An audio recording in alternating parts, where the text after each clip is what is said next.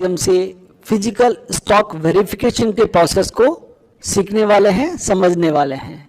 दोस्तों, real life scenario में हमें अपने स्टॉक की फिजिकल काउंटिंग करनी होती है, स्टॉक का फिजिकल वेरिफिकेशन करना होता है, या आप सरल शब्दों में ऐसा समझ सकते हैं कि जो भी स्टॉक हमारे पास रखा हुआ है, चाहे वो हमारे गोडाउन में रखा हुआ हो, यूनिट में रखा हुआ हो, हमारी ऑफिस में रखा हुआ हो, सबका भौतिक सत्यापन करते हुए उनकी काउंटिंग की जाती है।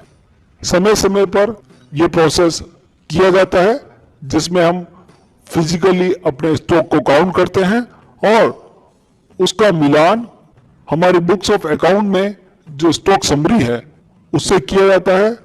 यदि दोनों में कोई डिफरेंस आता है कि हमारी बुक्स ऑफ अकाउंट में स्टॉक की क्वांटिटी अलग है और फिजिकल जब हमने अपने स्टॉक को काउंट किया तो उसमें क्वांटिटी कुछ और आ रही है, तो ऐसी स्थिति में हम टेली प्राइम के माध्यम से फिजिकल स्टॉक को वेरीफाई करते हैं और उनकी क्वांटिटीज को मैच करते हैं।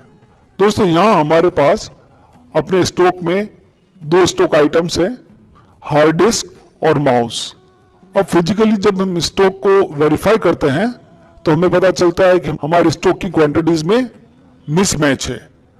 इस मिसमैच के बहुत सारे कारण हो सकते हैं, जिसमें से फर्स्ट रीजन हो सकता है कि आपने कोई बिल 10 आइटम का बनाया है और गलती से आपने अपने कस्टमर को 11 आइटम इशू कर दिए हैं, और यदि हमें कस्टमर फिर से वो आइटम लौटा देता है तो हमारा स्टॉक मैच कर जाएगा, अदरवाइज हमारे स्टॉक में मिसमैच मिलेगा। इसी तरह से जब हम कोई गुड्स परचेज करते हैं और परचेज के साथ हमें कोई स्कीम मिली है, बाय वन गेट वन वाली कोई स्कीम है, और उसके थ्रू में एक्स्ट्रा गुड्स मिला है और उसकी एंट्री गलती से हमने पोस्ट नहीं की है, तो उस कारण से भी स्टॉक में मिसमैच आ सकता है। इसी तरह से कई बार हमें बिल रिसीव्ड हो जाता है लेकिन उस बिल के अगेंस्ट में गुड्स रिसीव नहीं हो पाता है, उस वजह से भी स्टॉक की क्वांटिटीज में मिसमैच हो सकता है। इसी तरह से जब कभी हम गुड्स सेल आउट कर रहे हैं, हम भी सेल्स का इनवॉइस पहले जनरेट कर देते हैं और उसके अगेंस्ट में गुड्स डिलीवर नहीं कर पाते हैं, तो ऐसी कंडीशन में भी स्टॉक की क्वांटिटीज में मिसमैच हो सकता है। जैसे आप यहां देख रहे हैं, हमारे पास सोनी हार्ड डिस्क की 100 आइटम्स रखे हुए हैं जिनकी रेट 1000 है और इनकी वैल्यू 1 लाख रुपीस है। इस तरह से माउस जो हमारे पास डिजिटेक कंपनी के रखे हुए हैं 50 आइटम्स जिसकी रेट 100 रुपीज है और वैल्यूज 5000 है। जब हमने 31 जुलाई को फिजिकल स्टॉक वेरिफिकेशन किया तो हमें पता चलता है कि हमारे पास हार्ड डिस्क के 104 आइटम है 104 और माउस के हमारे पास 48 आइटम्स ही हैं। तो इन क्वांटिटीज को हमें टैली में सेट करने के लिए फिजिकल स्टॉक वाउचर का यूज करना पड़ता है। फिजिकल स्टॉक वाउचर को एक्सेस करने के लिए आपको वाउचर्स में जाना है और ये एक नॉर्मल वाउचर नहीं है, इसलिए वाउचर की लिस्ट को हमें ओपन करना होता है। उसके लिए F10 आपको प्रेस करना है।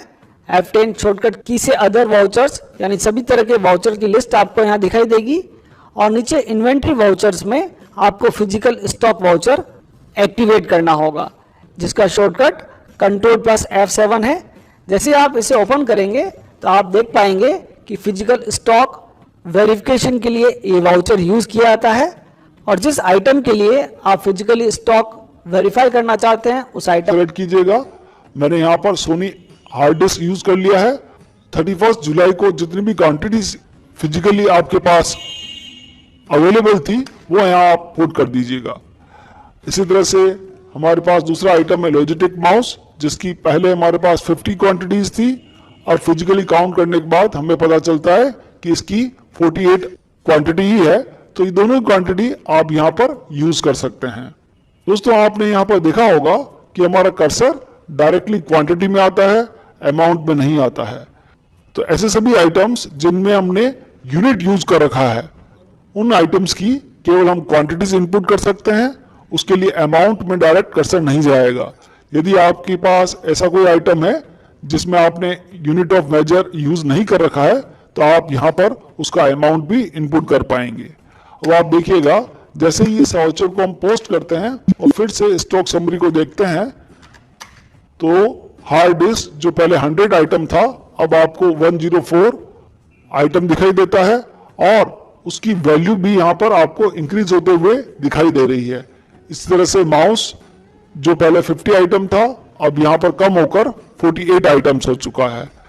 और अगर हार्ड डिस्क को हम फर्दर एक्सेस करते हैं तो आप देख रहे हैं टैली में जून तक 100 आइटम्स थे 1 लाख रुपीस की वैल्यू के साथ और जुलाई में 4 आइटम इन्वर्ट हुए हैं, क्वांटिटी हो गई है 104 जिसका क्लोजिंग वैल्यू है 1,04,000। इसी तरह से लॉजिटेक माउस जिसके अंदर जून तक हमारे पास 50 आइटम थे 5,000 की वैल्यू थी और टैली ने यहाँ पर 2 आइटम कम करने के लिए आउटवर्ड में 2 आइटम्स को शो किया है और 48 आइटम क्लोजिंग बैलेंस के रूप में हमारे पास आ गए हैं जिनकी क्लोजिंग वैल्यू 4,800 है।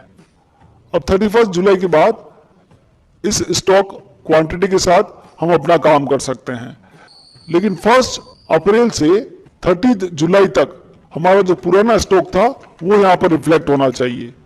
उसके लिए दोस्तों आपको फिजिकल स्टॉक वेरिफिकेशन करते समय इस वाउचर को पोस्ट डेटेड बनाना होगा ताकि इसका इफेक्ट केवल उस पर्टिकुलर डेट के बाद ही हमारी बुक्स में रिफ्लेक्ट करे। और इस वाउचर को पोस्ट डेटेड बनाने के लिए आपको कंट्रोल के साथ टी प्रेस करना है, कंट्रोल टी पोस्ट डेटेड।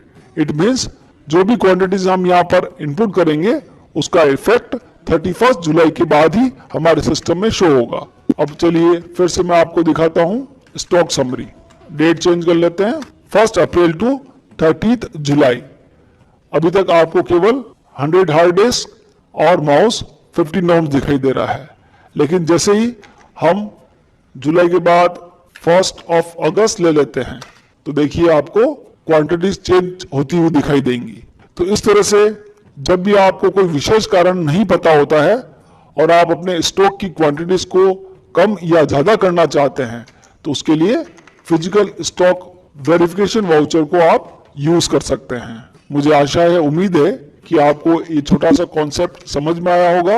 ये कॉन्सेप्ट भले ही छोटा है लेकिन काफी महत्वपूर्ण है। यदि आज का हमारा ये वीडियो आपको पसंद आया हो, उपयोगी लगा हो, ज्ञानवर्धक लगा हो तो आप इसे जरूर लाइक करें, शेयर करें